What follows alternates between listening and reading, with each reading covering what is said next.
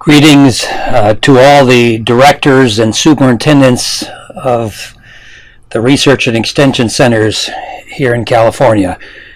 My name is Jeff Mitchell, and I'm an extension specialist here at the Kearney Ag Center. And what I'd like to do here in taking this admittedly very unorthodox approach and sharing with you some ideas that I have that I think might be useful in improving the way field stations are managed here at the experiment stations. I recognize and acknowledge right up front here that what I'm about to share with you is certainly not going to apply at all of the centers, but for those stations where there might be some relevance here, I hope that you'll give consideration to what I'm going to share with you and the evidence that I provide for making some changes. I think we all are very proud and indeed very privileged in a lot of ways to be able to work at agricultural experiment stations, and also to take great pride in the science-based problem-solving work that has gone on at the many stations historically, as well as the fact that many of the stations, or the couple that I'm personally have had the good fortune of being involved with, at least in a very small way, take advantage of, again, the science-based programs such as integrated pest management principles and practices, the scouting and monitoring that leads to the different control measures that are recommended. And that's all very good. It provides an opportunity for the centers to showcase some of the research that's been developed by the university. What I'd like to do today is share with you all some other considerations for how the stations are managed that have to do with tillage management. And I would like to make the case with you through the evidence that I will share with you that we might want to give some consideration to making changes in the way tillage is conducted at the centers. And I say this for a number of reasons. I don't want to get too much and dwell on the jargon. There's certainly a lot of conflicting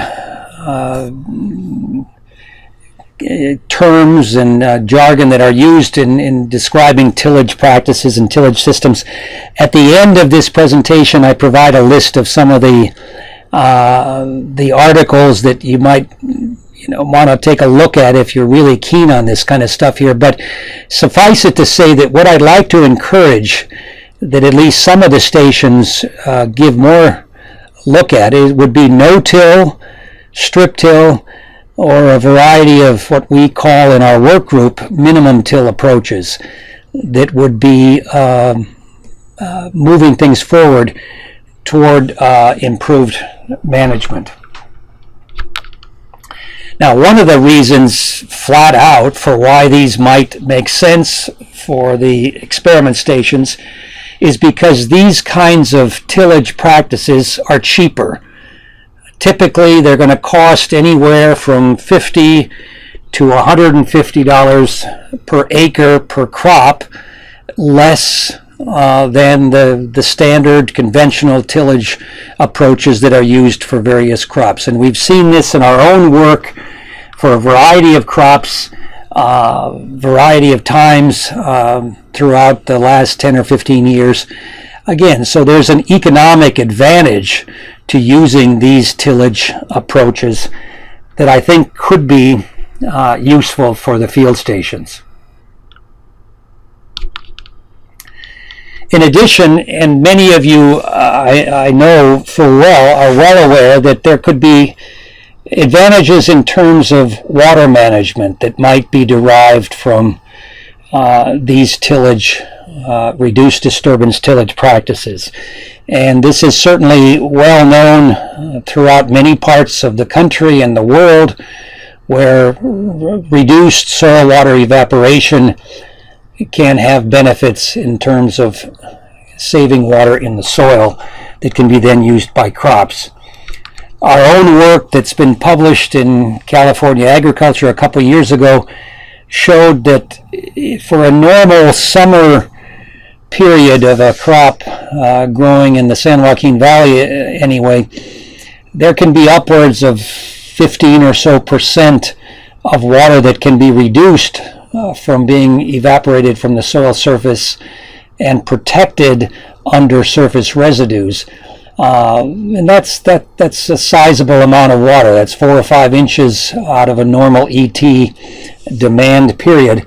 So there could be also water benefits in terms of reducing the disturbance of tillage. Another potential advantage of reducing tillage intensity has to do with dust.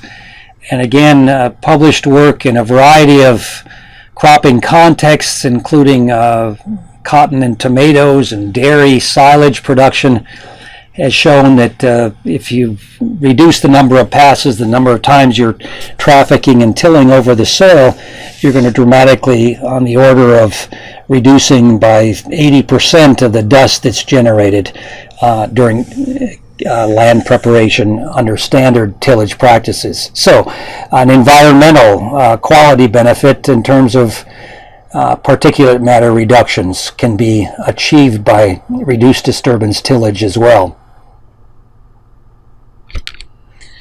Now, another reason why I'd like to encourage that more thought be given to these alternative tillage approaches has to do with the fact that there are people right now, right here in California, farmers in a variety of crops that are already doing them. So that the experience base has grown to the extent that we're now seeing reduced disturbance tillage approaches being used for a variety of crops. And here you have large-scale commercial 5-row equipment, minimum till, minimum disturbance, strip till being used with cover crops ahead of a tomato planting. In the dairy silage sector, what you're seeing here is the winter silage, the winter wheat being chopped and harvested in the foreground, strip till and planting of corn going on in the middle and the background there. So saving time, saving money with respect to what normally would be done with standard tillage. Our own work group has over time acknowledged some of the pioneers and some of the folks that have really led to the development and the adoption of these kinds of systems. So my point in all of this is that in addition to the economic, the water, and the air quality benefits that might be derived from reduced disturbance tillage, there are folks that are actually doing it in real farming situations right now. Still another benefit has to do with something I'm sure that many, if not most of you, have recently been hearing a lot about, and that has to do with a lot of the attention that soil health or soil quality, soil care has been receiving in California and throughout the country and the world for that matter.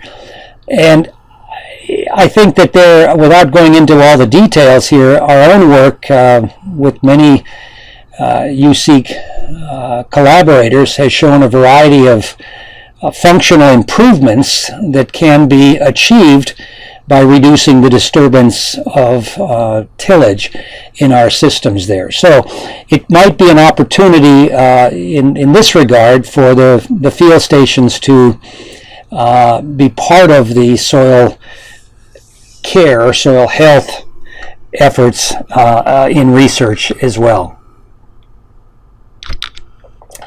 The famous and even legendary principles of soil health management that NRCS has been touting and putting out, that again I'm sure many, if not most of you, have been exposed to, these four principles, reducing disturbance, protecting the soil with surface cover, these are things that I would encourage the field stations to look at as options for tillage management at the centers. Now, I don't want to have this come off as too much in your face kind of stuff, but I'm sure some of you anyway have seen these kinds of depictions where in some states, it's kind of off-putting here, to say the least, that innovation is directly related to the distance that one is away from experiment stations, and I don't, that's not certainly true. But in some cases, in some states, you see these kinds of claims anyway with respect to exactly the topic we're talking about, the development, the adoption of reduced disturbance systems. There have been noted lags in terms of the receptivity of the experiment station communities to get with what's going on in commercial farms.